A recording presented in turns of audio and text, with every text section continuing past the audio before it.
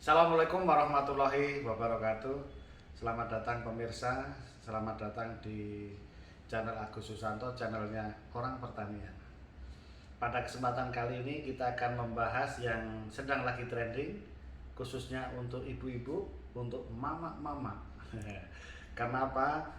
Ternyata beberapa hari terakhir ini itu harga minyak goreng melambung, meroket, sehingga bikin pening kepala untuk ibu-ibu.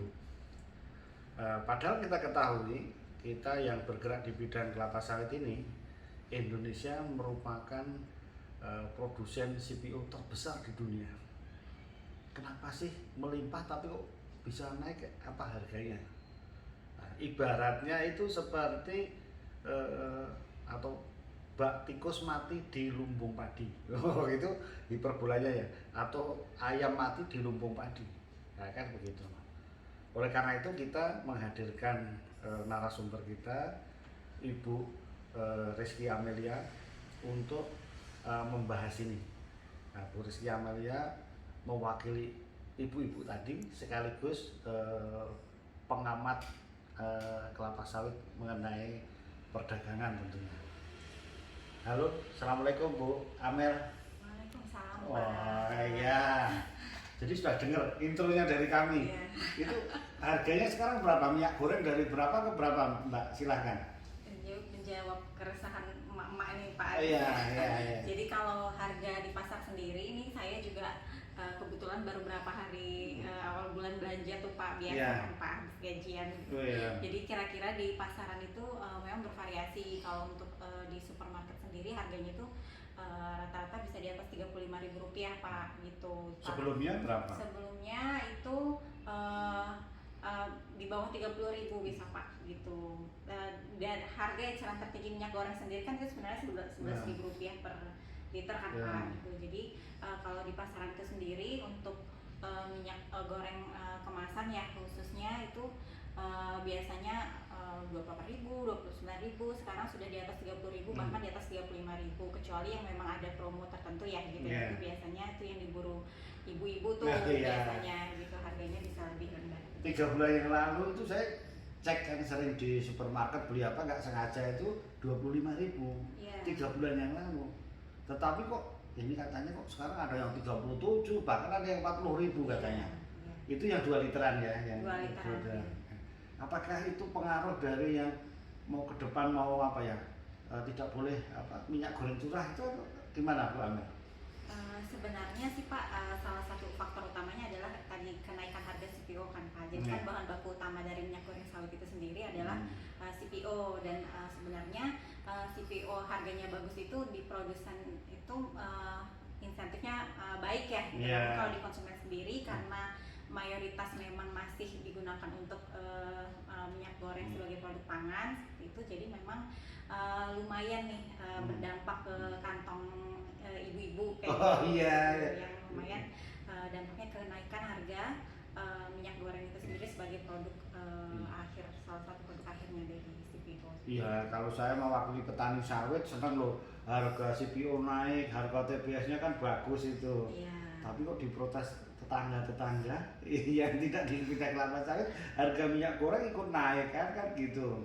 Iya. Terus itu apakah tadi sudah ya Pak, kebijakan tidak boleh minyak goreng curah. Kemudian apakah pengaruh juga itu Mbak di produksi Indonesia itu kan kira-kira mungkin 66% kan diekspor, itu yang di dalam negeri ya sudah sekian gitu. Itu gimana pengaturannya? Sebenarnya memang kalau harga tadi ya Pak, harga minyak goreng sendiri itu kan memang mengikuti pasar ya, supply demand sendiri. Memang sekarang kalau kita lihat mungkin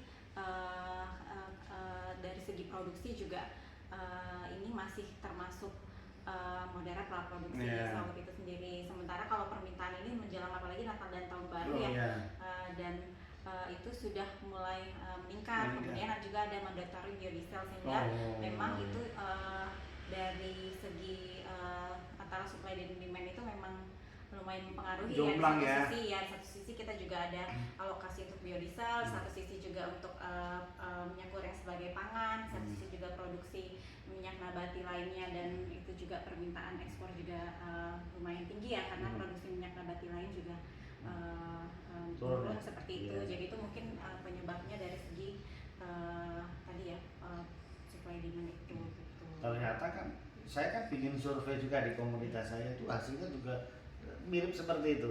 Suatu pertanyaannya memang supply demand tadi. Jadi permintaannya tinggi termasuk ke luar negeri, termasuk ya Nataru. Nah itu kemudian yang penting lagi sekarang produksi baru track. Jadi itu tadi tidak begitu tinggi. Saya mewakili petani saya, jadi tahu saya ternyata kebun saya juga turun. Jadi produksinya gimana itu, Mbak? Iya itu tadi Pak, memang saya ke beberapa kebun juga produksi memang lumayan ya Pak untuk mengejar target nih. Iya. Di tapi turun kok 2021 ya gitu. Jadi memang sampai kalau kemarin ya dari seminar mungkin ada Eco Conference atau apa yang kita dengar tuh memang dari segi harga CPO mungkin masih akan naik tuh sampai semester pertama tahun depan gitu, atau misalnya dan itu menunggu tadi lah pergerakan supply demand dari masing-masing minyak nabati, dan juga tadi ekspor juga gitu kan, kita juga ada ekspor ke luar negeri juga kan, gitu. Jadi itu juga mempengaruhi.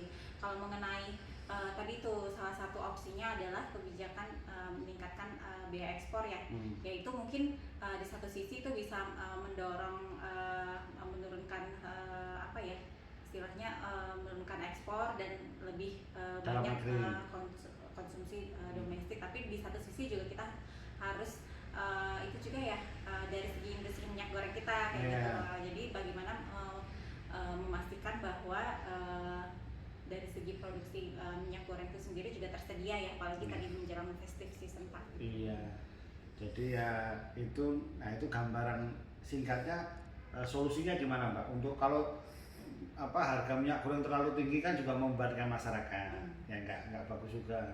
Ya, tapi kan kalau petani nanti terus harganya turun kan ya kita petani nggak happy juga kan gitu. Harus yang imbang gitu kan gitu. Tapi gimana itu kebijakan pemerintah mengenai tadi sudah disebutkan pajak ekspor, artinya kan diarahkan ke dalam negeri, kemudian DMO, itu domestic market obligation, jadi memang diarahkan untuk dalam negeri.